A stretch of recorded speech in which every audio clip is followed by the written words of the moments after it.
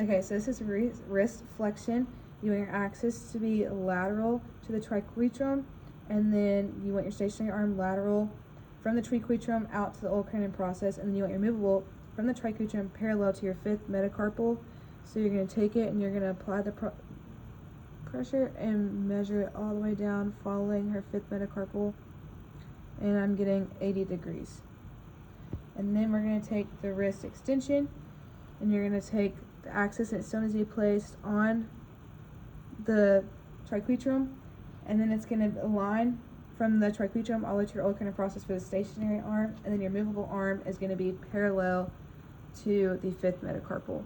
And so you're going to follow that, apply your pressure.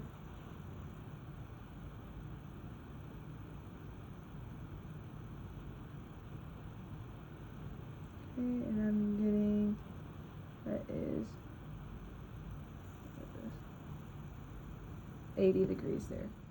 Okay, so now we're going to do our wrist radial deviation. So you want her arm to be in a 90 degrees angle, stationary on the table.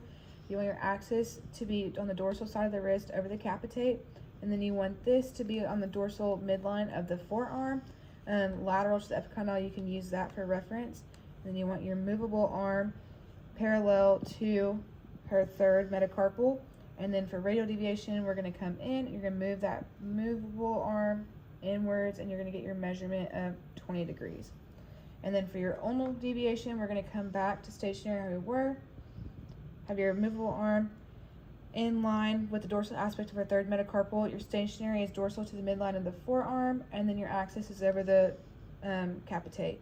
And then she's going to move outwards, and then we're going to move the third metacarpal in line, and we are getting, that is 25 degrees.